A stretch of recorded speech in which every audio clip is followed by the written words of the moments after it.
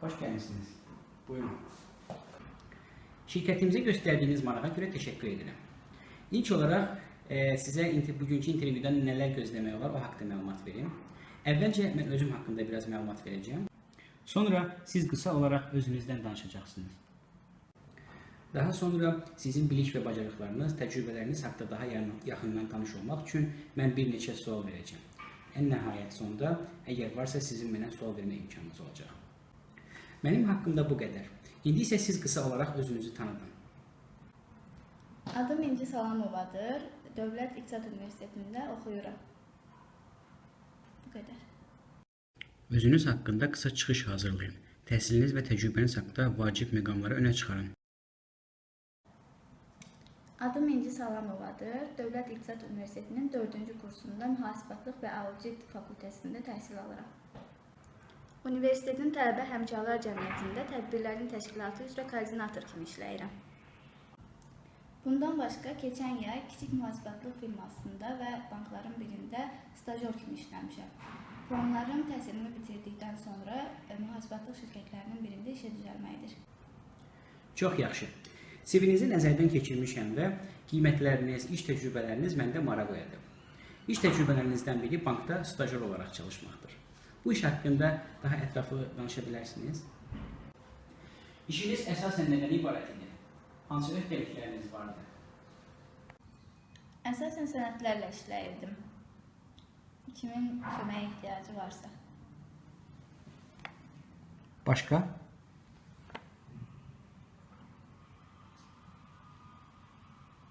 CV-nizi yaxşı öyrənin və onun detalları haqqında danışmağa hazır olun. Əsasən mühasibə kömək edirdim. Gündəlik sənədlərin sıralanıb qovluqlara yığılması, kiçik və asan əməliyyatların sistemə vurulması, bəzi gündəlik hesabatların hazırlanması və s. Mən hazırladığım hesabatları isə mühasib yoxlayıb baş mühasibə təsdiq üçün göndərirdi.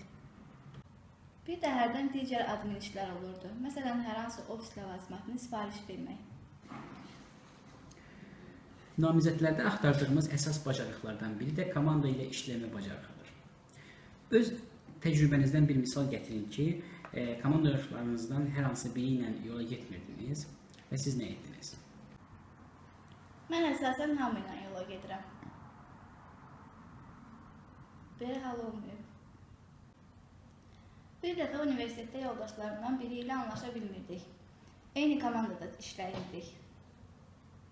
Sonra yavaş-yavaş öyrəşdik. Çox uzun çəkmədi. Keçmiş təcrübə ilə bağlı suallara öncədən hazırlaşın və bu tip suallara tam cavab vermək üçün SDN modelindən istifadə edin. Yəni situasiya, davranış və nəticə.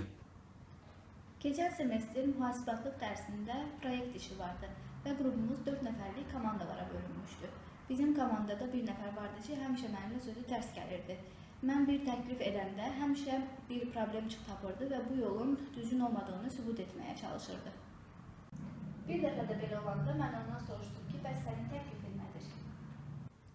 O cavab verə bilmədi. Başa düşdüm ki, özünün də fikri yoxdur. Ona görə məsələlərinin özündən asılı olmadan qəlizləşdirir.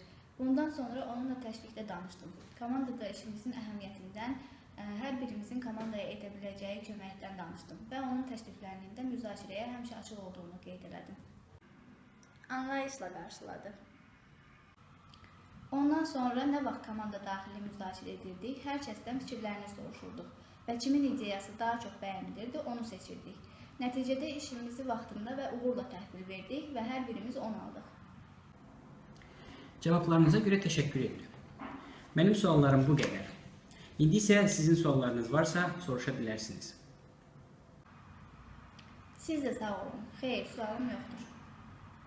Müsahibə götürən üçün öncədən suallarınızı hazırlayın.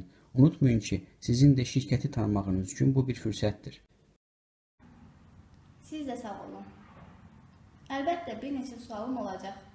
Birinci sualım şirkətinizin yeni işlərə təqdim etdiyi təlimlərlə bağlıdır. İş müsahibələri haqqında bu kimi praktik bilik və vərdişlər əldə etmək istəyirsinizsə, seminarımıza qatılın. İnanırıq ki, belə praktik açarlar əldə etməklə karyeranızda uğurlu irəliləyişlərə nail olacaqsınız.